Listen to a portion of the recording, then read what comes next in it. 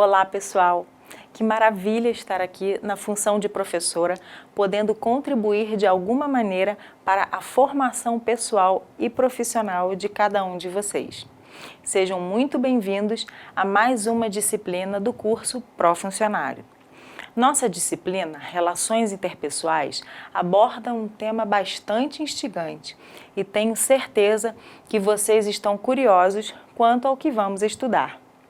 Assim como eu, vocês vão curtir cada conteúdo dessa disciplina e compreender por que ela é tão importante para a nossa vida cotidiana. Antes de iniciar o conteúdo da disciplina, eu vou me apresentar. Eu sou a professora Bárbara, sou formada em psicologia e sou muito realizada em trabalhar com a psicologia na área da educação. E também estou muito feliz por estar fazendo parte dessa nova etapa do curso Pró-Funcionário juntamente com vocês. Bom, já que iremos falar sobre as relações interpessoais à luz da psicologia, eu penso ser apropriado falar sobre a psicologia propriamente dita. Se eu perguntar a cada um de vocês o que é psicologia, o que será que vocês me responderiam? Vamos dar uma olhadinha no slide. Talvez vocês já tenham se deparado com algumas dessas questões, mas juntos vamos refletir sobre elas. A pergunta de número 1 diz: o que é a psicologia? Vocês responderiam o quê? Vamos à pergunta número 2. Como a psicologia tem contribuído no dia a dia escolar? E então, diante dessa pergunta, vocês acham que a psicologia pode realmente contribuir no ambiente de trabalho de vocês? E por fim, vamos à pergunta número 3. Como a psicologia poderá ajudar na formação pessoal dos educadores? Além de contribuir no dia a dia, a psicologia pode também ajudar na formação pessoal de vocês? Essas são perguntas interessantes para refletirmos sobre o nosso papel de educadores. Eu sei que a psicologia mexe com o imaginário de muita gente. Há pessoas que chegam a pensar que o psicólogo fica 24 horas interpretando as pessoas. Muitas têm até medo de frequentar os mesmos ambientes que um psicólogo, com medo de que seus segredos mais ocultos sejam descobertos e revelados. Pode até parecer engraçado, mas essa imagem equivocada da psicologia e do psicólogo acaba impedindo que a sociedade seja beneficiada por eles. Por isso é importante que vocês tenham a compreensão correta acerca da psicologia, porque assim ela irá ajudar e muito o dia a dia de vocês. O caderno didático ou apostila da nossa disciplina apresenta na unidade 1 um tema importante e complexo. No slide vocês podem ver os subtemas que a autora abordou nessa unidade. Me acompanhem. Como vocês podem ver, a unidade 1 apresenta esses subtemas: a psicologia como área do conhecimento, psicologia e ciência, psicologia e senso comum, as grandes polêmicas da psicologia, psicologia e educação. Esses são parte do conteúdo que eu irei apresentar a vocês nessa videoaula. A psicologia era vista como um ramo da filosofia, ou seja, todo conhecimento sobre o psiquismo humano era construído por meio das ideias de alguns pensadores.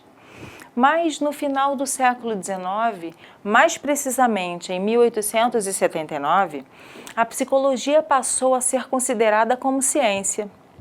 Wundt fundou o primeiro laboratório de psicologia na Universidade de Leipzig, na Alemanha, onde estudou os processos mentais através da mensuração e a experimentação. Wundt nasceu em 16 de agosto de 1832 e veio a falecer em 31 de agosto de 1920, aos 88 anos de idade. Era médico, filósofo e psicólogo alemão. Bom, e se falarmos de origem, Vocês saberiam me dizer qual o significado da palavra psicologia? Deem só uma olhadinha no slide. A expressão psicologia deriva das palavras gregas psique, que significa alma ou espírito, e logos, que significa estudo, razão ou compreensão. A palavra psicologia pode então ser compreendida como estudo da alma. Então, para ficar bem claro, me acompanhem no próximo slide. Psicologia é a ciência que estuda o comportamento e os processos mentais.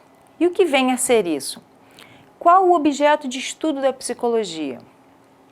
O objeto de estudo da psicologia é o comportamento e também os processos mentais. E o que vem a ser comportamento? Comportamento é apresentado através dos atos e reações observáveis, tudo o que o organismo faz e que se pode observar. E processos mentais, o que vem a ser? Bom, processos mentais são os sentimentos, as atitudes, as emoções, os pensamentos, as lembranças, as fantasias. Vamos falar agora sobre outro conceito, que é o senso comum. O que vem a ser isso? Me acompanhem. O senso comum constitui-se em conhecimento baseado em hábitos, em preconceitos, em tradições, imitações, cultura, experiências pessoais e informações passadas de geração em geração. Por exemplo, o melhor método para criar filhos, para fazer amigos, como aconselhar alguém para resolver problemas no casamento, quando observamos e tentamos explicar o nosso próprio comportamento e o dos outros. Ficou claro? Vou tentar explicar de outra maneira. Vamos lá.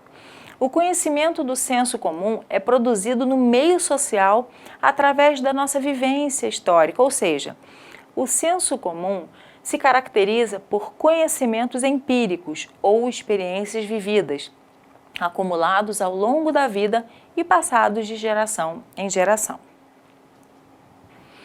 Agora vamos pensar um pouco sobre o conhecimento humano.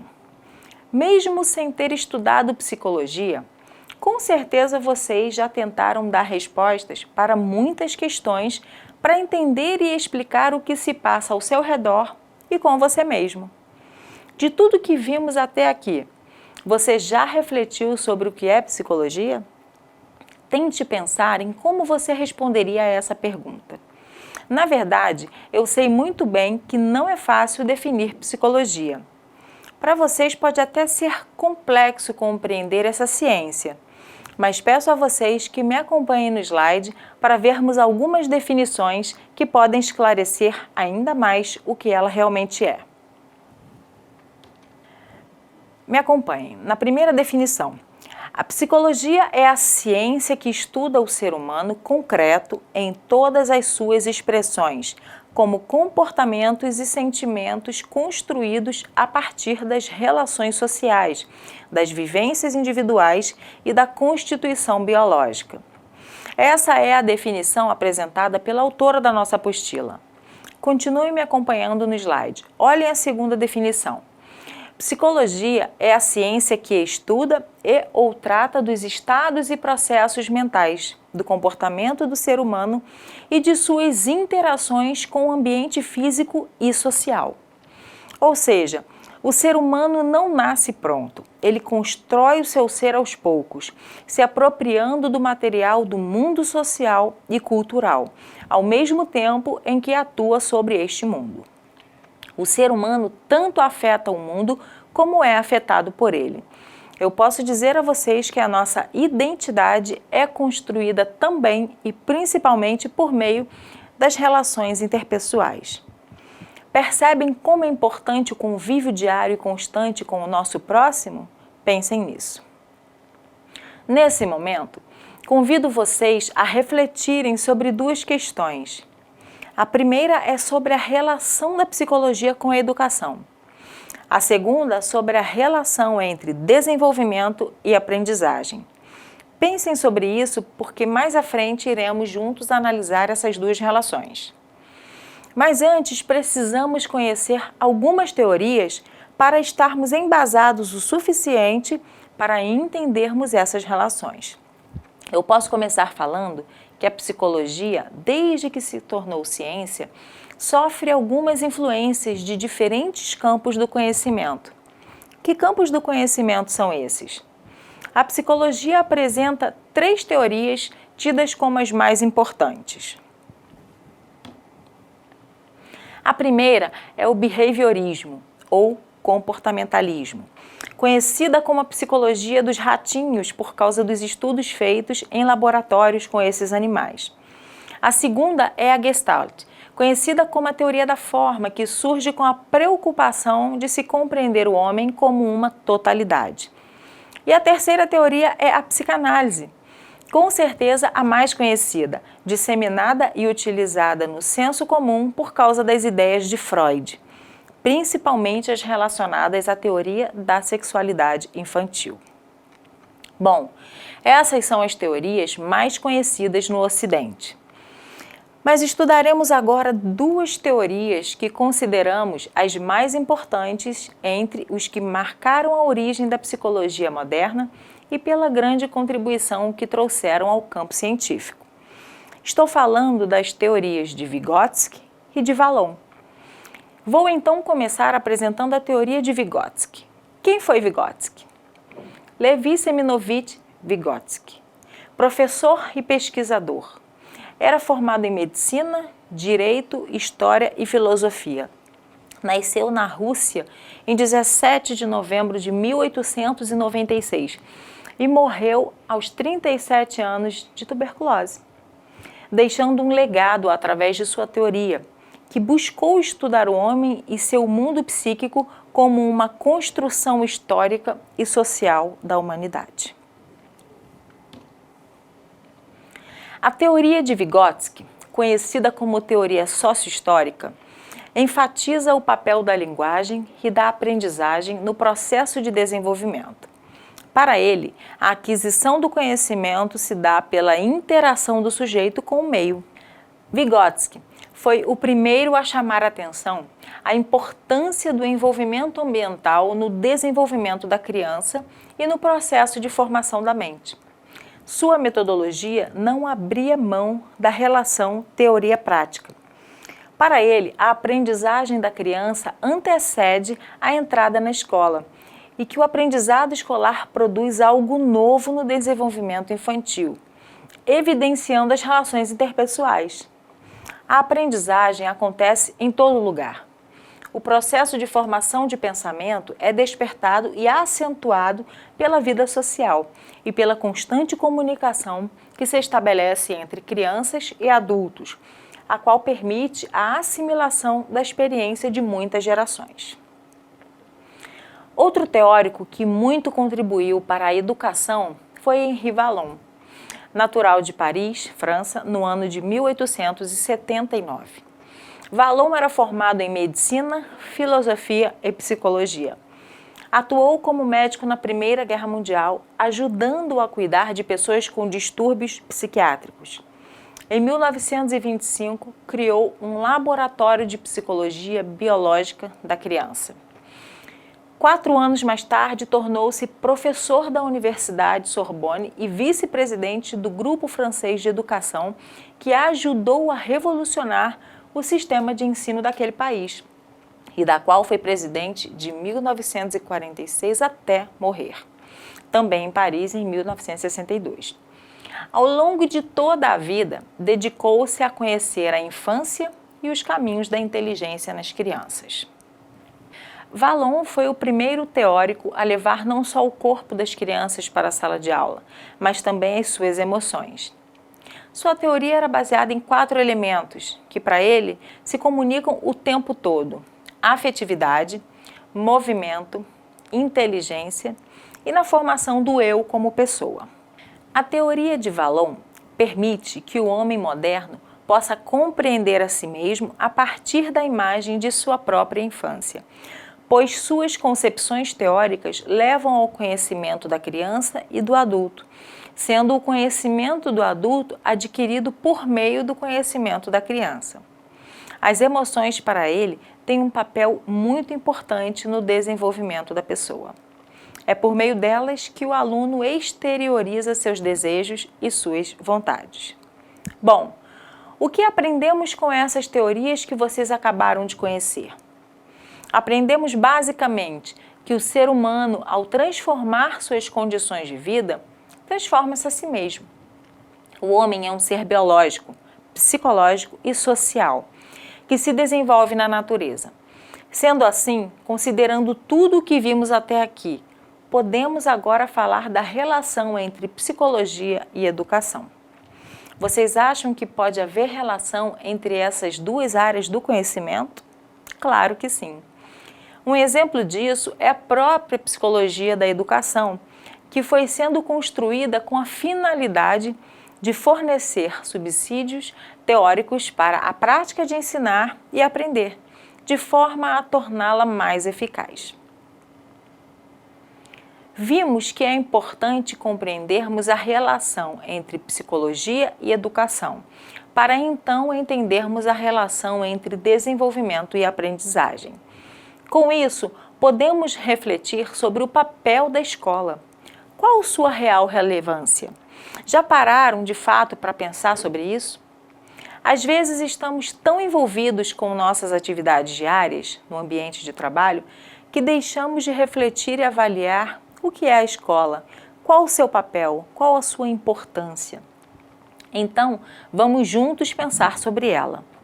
Podemos afirmar que a escola é um meio transformador e questionador da sociedade. Vocês concordam com essa afirmação? Devemos considerar a responsabilidade da escola para com o aluno, ressaltando a necessidade do interesse que o educador deve ter pela vida do aluno como um todo, fazendo com que a escola passe a ter sentido na vida dele. É importante que ela se dirija ao aluno de maneira que possa atingir toda a sua personalidade, respeitando e estimulando sua capacidade espontânea de ação e de assimilação. Vocês sabem que o papel da escola vai muito além de passar conteúdo? É papel da escola formar cidadãos, dar aos alunos os ensinamentos de que eles necessitam para viver e trabalhar nesse mundo de evolução, além de orientá-los para a vida.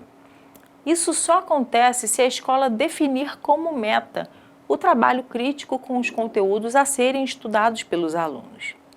Através de um trabalho crítico e da busca pelo exercício da cidadania, a escola deve mostrar às novas gerações a importância de cada indivíduo e seu papel na sociedade, enquanto cidadãos conscientes de seus direitos e deveres.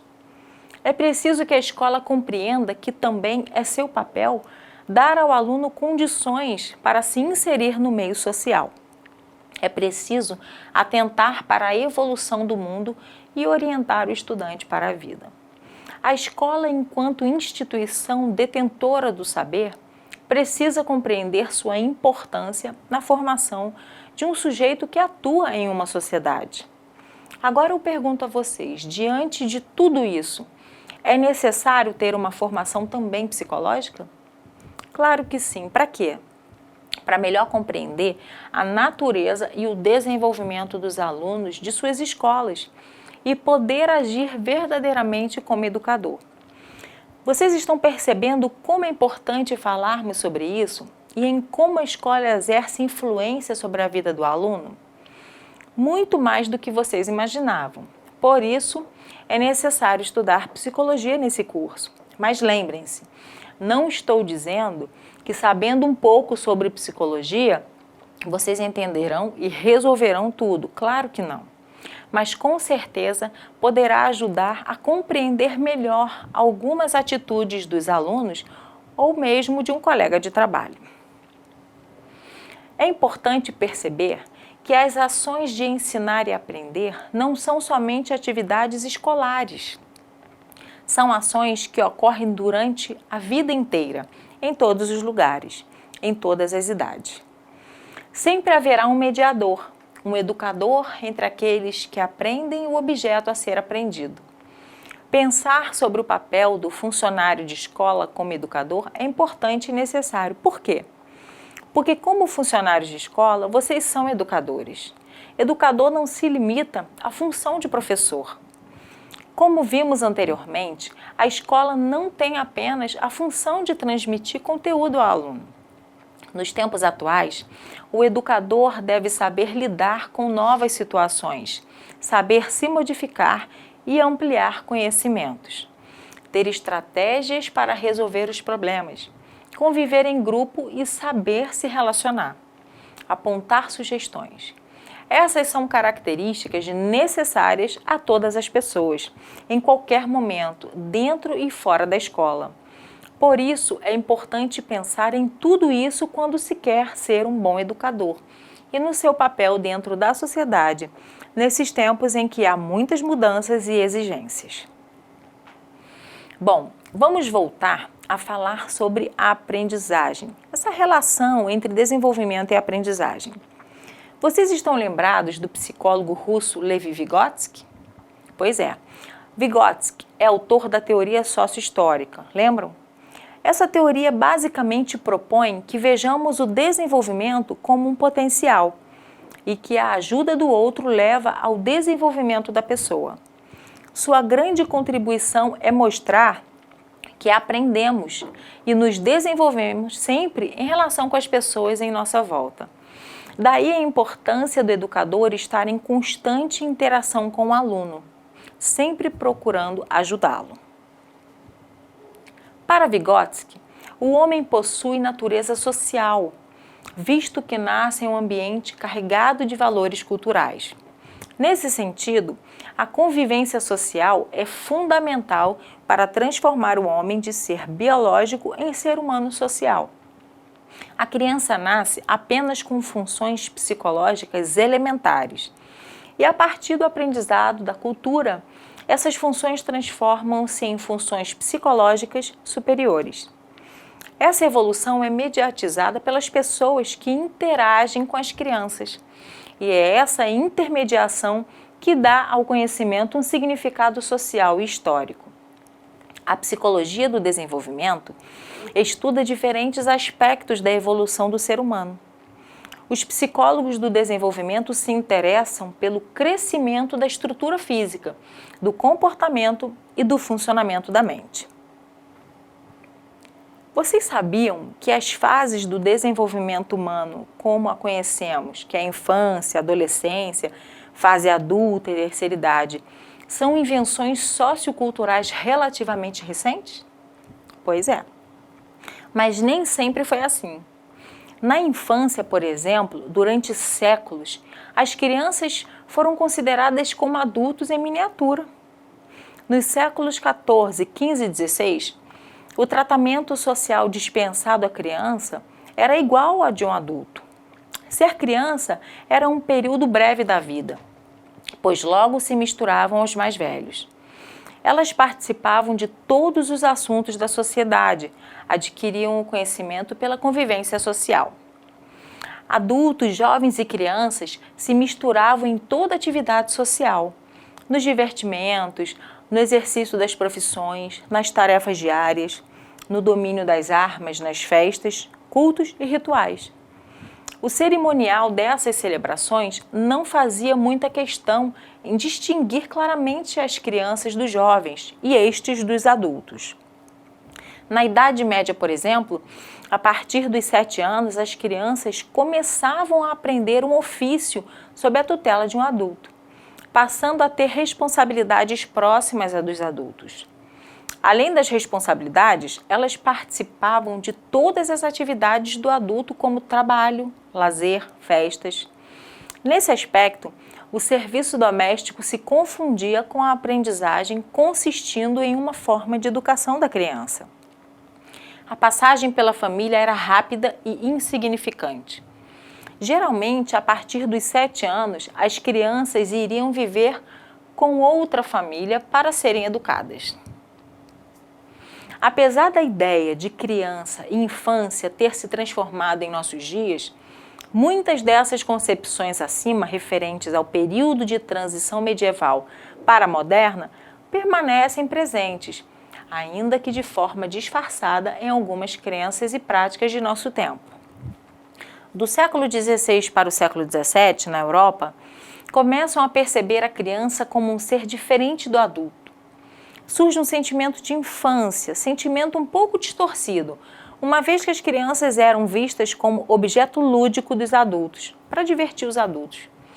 Nesse momento que a infância estava começando a ser descoberta na Europa, como uma idade específica da vida, constituía a época em que estava ocorrendo a colonização do Brasil. Dessa forma, os europeus, enquanto colonizadores, trouxeram seus valores, costumes e, naturalmente, suas ideias referentes à infância para o Brasil. Assim, dentro dessa nova construção moderna, foram sendo soterradas concepções de criança como um adulto anão, e aos poucos foi cedendo lugar para a afirmação da infância como uma construção social. Tempos depois, movimentos culturais e religiosos deram lugar ao descobrimento da infância como uma etapa diferente da idade adulta e o tratamento tornou-se diferenciado. Karl Marx defendia a educação pública e gratuita para todas as crianças. Esta era, na sua visão, a solução para retirá-las do trabalho nas fábricas. Defendia ainda que a educação deveria formar o homem nos aspectos físico, mental e técnico, trazendo os panoramas do estudo, lazer e trabalho. O intuito fundamental deveria produzir seres humanos desenvolvidos integralmente através do trabalho produtivo, escolaridade e ginástica.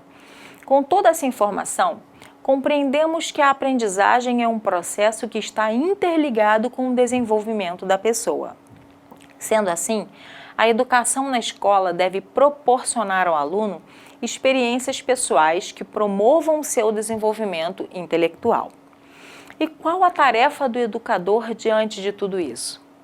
É de orientar, regular e organizar o meio socioeducativo, atuando em todos os ambientes da escola como um facilitador da sua própria interação com os alunos e das relações que se estabelecem entre eles. Com certeza você já fez isso no seu dia a dia, quando busca conhecer um aluno ou o ajuda no espaço escolar.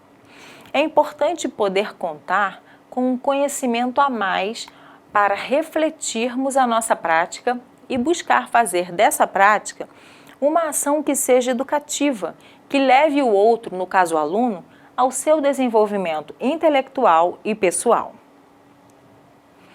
Já que estamos falando sobre desenvolvimento, aprendizagem, infância, penso que esse seja o momento certo para conhecermos o pai da psicanálise. Sabem de quem estou falando? Isso mesmo. Estou me referindo ao tão conhecido e polêmico Freud. Se você nunca ouviu falar sobre ele, não se preocupe. Vamos juntos conhecer um pouco sobre essa personalidade tão curiosa. Me acompanhe no próximo slide.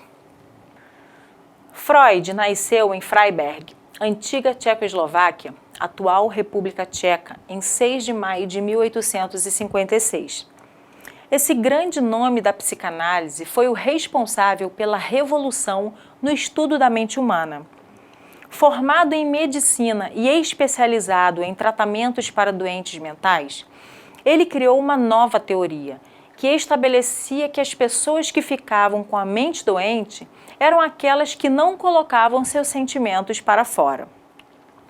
Segundo Freud, esse tipo de pessoa tinha a capacidade de fechar de tal maneira esses sentimentos dentro da sua mente que, após algum tempo, esqueciam-se da existência. A perseguição dos nazistas aos judeus se intensificou. Com isso, Freud, sendo judeu, fugiu para a Inglaterra em 1938. Já idoso, veio a falecer com câncer em 1939. Freud desenvolveu o que é uma das bases da técnica psicanalítica, que é a livre associação. O paciente é convidado a falar o que lhe vem à mente para revelar memórias reprimidas causadoras de neuroses. Mas o que fez de Freud alguém tão polêmico? Freud é mais conhecido pela sua teoria do desenvolvimento da sexualidade. Há pessoas que dizem que tudo para ele é sexo, mas não é verdade. A sua grande contribuição é mostrar que o homem tem um desenvolvimento sexual ao longo da sua vida que é determinado pela cultura em que está inserido. Por que a teoria de Freud foi tão criticada em sua época? Na verdade, o que foi bastante revolucionário na sua teoria foi o fato de ter mostrado que o impulso sexual já se manifesta no bebê.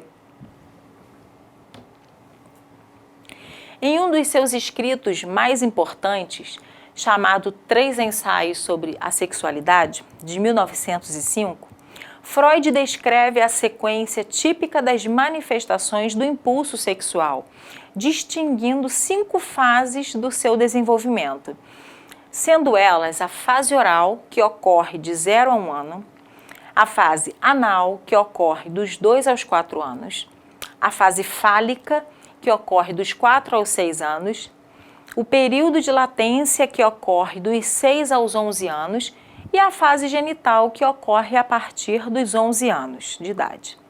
Poderíamos apontar muitas outras contribuições da psicanálise, mas talvez o que nos interessa no momento é sabermos que não temos conhecimento total da nossa consciência, pois ela se encontra dividida em consciente, pré-consciente e inconsciente. Freud apresenta a estrutura psíquica humana dividida da seguinte forma, em consciente, pré-consciente e inconsciente. Podemos imaginar um iceberg, como na figura do slide. O consciente é uma pequena parte da mente onde está tudo do que temos conhecimento num dado momento. É onde encontramos os pensamentos e percepções. O pré-consciente é outra pequena parte da mente que está inconsciente que pode tornar-se consciente com facilidade. É onde estão todo o conhecimento armazenado em nossa memória. E o inconsciente, que é a maior parte do iceberg, é onde estão os elementos instintivos não acessíveis à consciência. É onde estão os medos, os impulsos sexuais inaceitáveis, as motivações egoístas, os impulsos destrutivos, os desejos irracionais, os impulsos imorais, as experiências infantis traumatizantes, tudo aquilo que temos como reprováveis e inaceitáveis, mas que estão em nós. O que isso significa?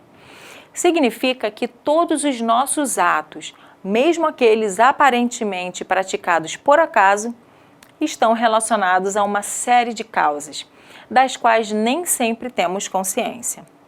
E Freud foi quem tentou explicar por que dizemos coisas que não queríamos dizer.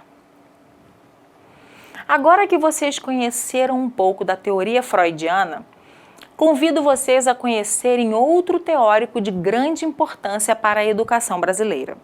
Estou falando de Jean Piaget. Já ouviu falar sobre ele? Então me acompanhem.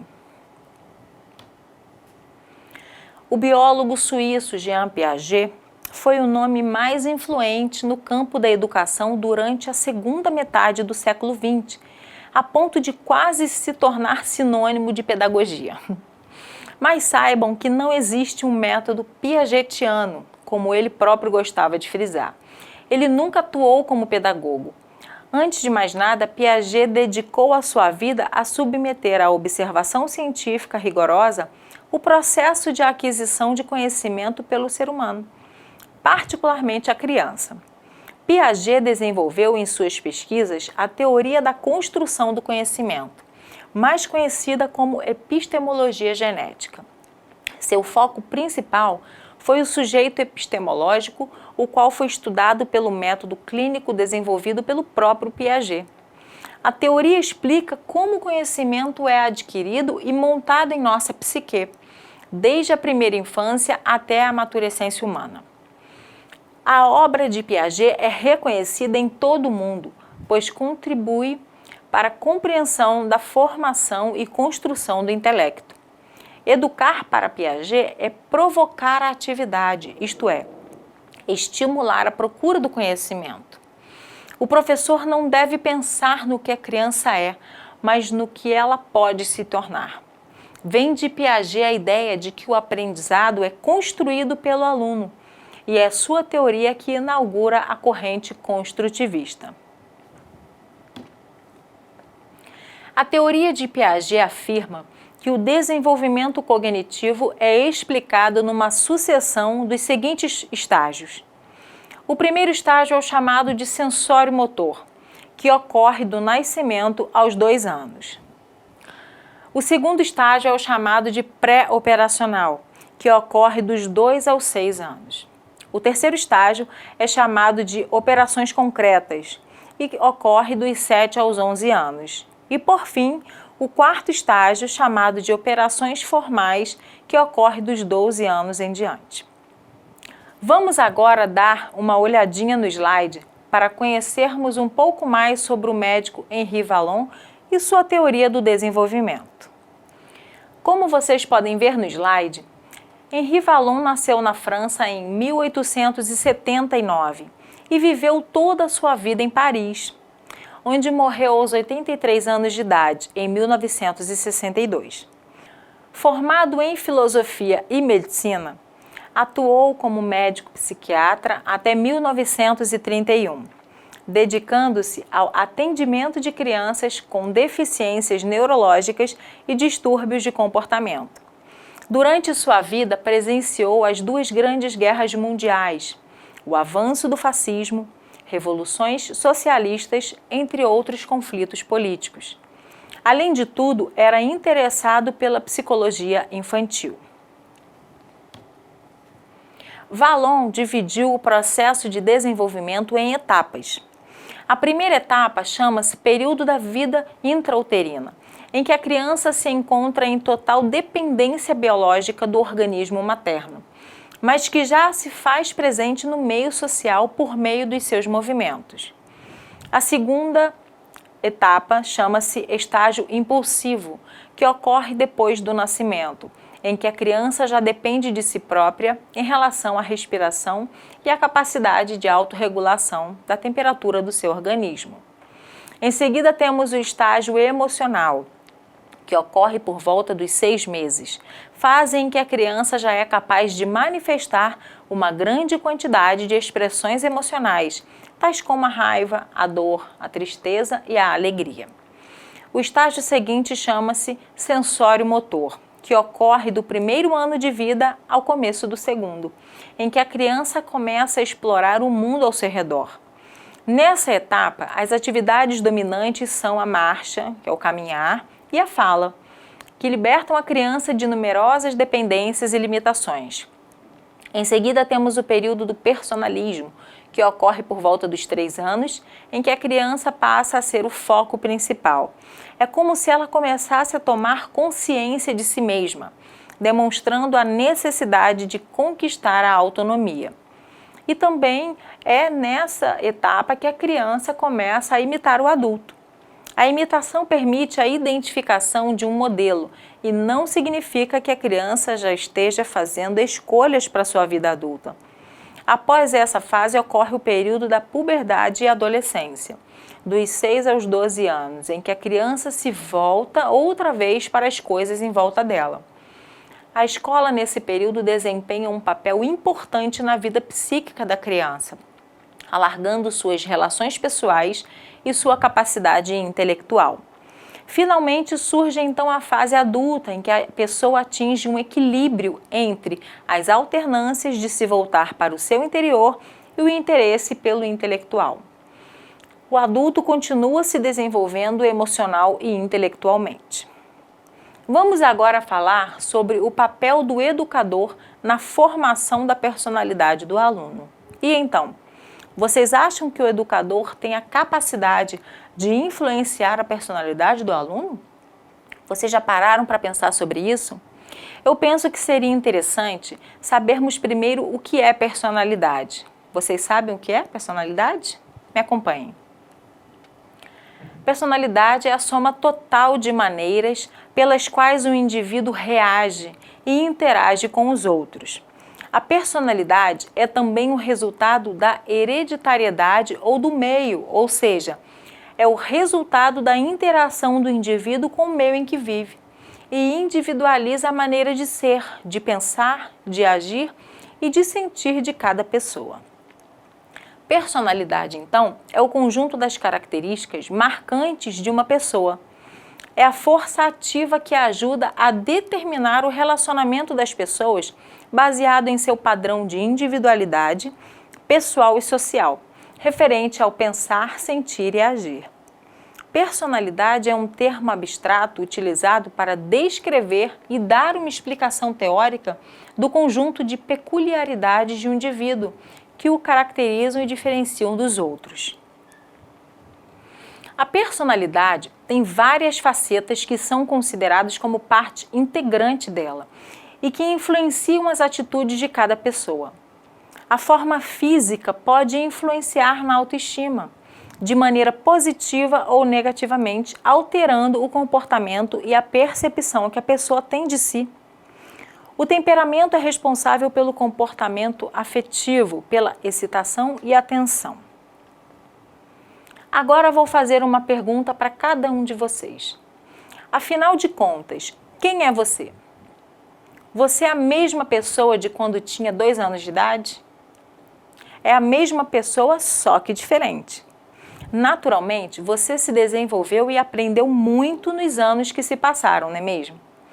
Tudo isso é para você perceber que a personalidade é mutável, ou seja, está sempre em processo de transformação. O momento está pedindo educadores diferentes. O mundo está diferente. Pessoas com capacidade de socializar capacidade de partilhar o conhecimento e desenvolver projetos em equipes de trabalhos. São fundamentais para o sucesso e atendimento de necessidades. É importante reconhecermos no aluno a possibilidade de mudança da sua maneira de ser a partir do seu aprendizado escolar. A escola é vista por essas teorias como sendo um espaço de construção da personalidade. A relação entre o educador e o aluno deve ser de interação. O educador não deve estar ausente do processo de desenvolvimento do aluno, nem se impor de forma autoritária. Ele é o responsável pela organização da relação com os educandos, cuidando para preservar sua espontaneidade. A ele compete ajudar o aluno a se livrar da dispersão que o contato com as coisas provoca em seus interesses ou em sua atividade. Podemos afirmar que a ação educativa não se limita à transmissão de conhecimentos. A educação da inteligência e da personalidade não podem se dissociar, fazendo-se também necessária a orientação para uma apropriação da cultura. Saibam que a meta desse curso é permitir a formação de um novo educador, que provoque mudanças. Daí a importância de se conhecer um pouco sobre psicologia, para compreender sobre como se desenvolve a personalidade do aluno e do educador. Você sabe também que a natureza do homem não existe pronta e definida. A natureza psicológica da pessoa é o conjunto das relações sociais que se tornam funções da personalidade e das formas da sua estrutura, criadas no coletivo. A personalidade é algo mutável e deve ser considerada como um processo de transformações. As relações interpessoais na escola são bastante complexas e muitas vezes a rotina das tarefas executadas não permite uma reflexão das nossas ações. Sendo assim, em várias ocasiões não aproveitamos os recursos que temos para educarmos os nossos alunos e agimos de maneira impensada, causando mais do que o necessário. O que é então preciso para a prática de uma educação com respeito mútuo entre todos os envolvidos no espaço escolar? Já pensou sobre isso? Acredito que uma condição básica para isso é a de que o educador tenha conhecimento de suas próprias formas de pensar e agir nas diferentes situações em que se encontra. É preciso que o educador desenvolva sensibilidade frente aos alunos para compreender a complexidade das relações estabelecidas, e, assim, compreender que não são passíveis de total controle. Esse assunto, que trata sobre as relações interpessoais na escola, é bastante interessante. Podemos agora falar um pouco mais sobre ele.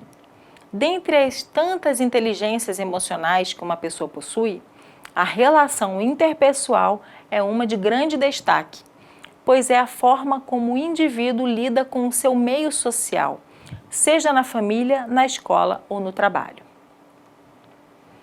É necessário exercitar a capacidade de valorizar o que o outro traz consigo, que cada pessoa é diferente da outra, que os nossos sentimentos podem mudar dependendo do que vivenciamos, amenizando os conflitos e melhorando as relações interpessoais entre os elementos de um mesmo grupo. O relacionamento interpessoal na escola deve ser um processo contínuo. Para isso, faz-se necessário a integração entre docentes e discentes, professores e alunos, escola e comunidade no ambiente escolar com atitudes positivas que proporcionem a sensação de bem-estar dentro da escola. O relacionamento interpessoal é peça fundamental para que a educação propicie mecanismos que garantam ao aluno o desenvolvimento do seu potencial, valorizando as habilidades necessárias para o convívio da sociedade. O relacionamento interpessoal na escola deve ser um processo contínuo. Para isso, é necessária a integração entre os professores e alunos, como foi dito anteriormente, e a escola em comunidade no ambiente escolar com atitudes positivas. Isso vai fazer toda a diferença no dia a dia de vocês, como educadores. O que podemos falar acerca do desenvolvimento pessoal e profissional do educador? É importante lembrar que o educador deve sempre refletir suas ações a fim de que suas práticas sejam aperfeiçoadas. Nesse sentido, os educadores poderão refletir sobre sua prática e, a partir daí, procurar aperfeiçoamento que poderão ser cursos de graduação, pós-graduação, mestrado, doutorado ou até mesmo palestras, seminários, leituras de livros, entre eles os de grandes teóricos da educação. A partir do estudo dos mesmos, confrontar as ideias, experiências vivenciadas e fazer a associação com os problemas enfrentados na prática docente, a fim de uma resposta para os problemas enfrentados em sala de aula. Por isso, há a necessidade do educador fazer um paralelo entre a teoria e a prática, visto que um depende do outro. Sabemos que o educador não é valorizado o suficiente pelo trabalho que desenvolve. No entanto, nem por isso o mesmo deixará de ir em busca de formação para melhor desempenhar o seu papel. E eu não estou falando isso só para professor, para cada um de vocês. A formação e o trabalho do educador é uma questão importante. Por quê? O educador deve estar consciente de que sua formação deve ser contínua e estar relacionada ao seu dia a dia. O aprender contínuo é essencial e se concentra em dois pilares: a própria pessoa como agente e a escola como lugar de crescimento profissional permanente. A formação continuada se dá de maneira coletiva e depende de experiências e reflexões para analisar suas práticas. O educador não pode se privar de estudar porque grandes são os desafios que o profissional enfrenta, mas manter-se atualizado e desenvolver práticas eficazes é indispensável para que haja maior mobilização na formação de educadores. Além disso, é necessário criar condições favoráveis tanto na formação continuada quanto na valorização do mesmo. Estão lembrados do que foi estudado sobre a teoria de Vygotsky? Vamos relembrar para guardar na memória a contribuição dessa teoria para a educação. Bom, a teoria de desenvolvimento intelectual de Vygotsky sustenta que todo conhecimento é construído socialmente, no âmbito das relações humanas. Essa teoria tem por base o desenvolvimento do indivíduo como resultado de um processo sócio-histórico, enfatizando o papel da linguagem e da aprendizagem nesse desenvolvimento, sendo essa teoria considerada histórico-social. O conhecimento que permite o desenvolvimento mental se dá na relação com os outros. Nessa perspectiva, o educador constrói sua formação, fortalece e enriquece o seu aprendizado.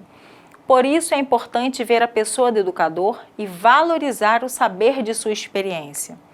A troca de experiências e a partilha de saberes consolidam espaços de formação mútua, nos quais cada educador é chamado a desempenhar simultaneamente o papel de formador e de formando. Vale ressaltar aqui a necessidade de que o educador seja capaz de refletir sobre a sua prática e direcionar essa sua prática segundo a realidade em que atua, voltada aos interesses e às necessidades dos alunos. Nesse aspecto, vale mencionar uma frase de Freire que cabe nesse contexto. É pensando criticamente a prática de hoje e de ontem que pode melhorar a próxima prática. Dessa forma, há uma necessidade de o educador adequar o conteúdo ao nível cognitivo e à experiência das crianças para que os mesmos possam ser compreendidos por qualquer aluno. Então, caros educadores, nunca se esqueçam, avaliem e reavaliem sempre suas práticas. Sempre podemos melhorar em algum aspecto para melhor desempenhar nosso papel tão importante de educador. Então, queridos educadores, nós estamos chegando ao final dessa videoaula. Eu espero ter contribuído para a construção do conhecimento de vocês. Não se esqueçam, leiam a apostila, participem dos fóruns, estudem, se dediquem, se aperfeiçoem. É bom para vocês e será melhor ainda para os nossos educandos. Grande abraço e até a próxima oportunidade. Tchau, tchau.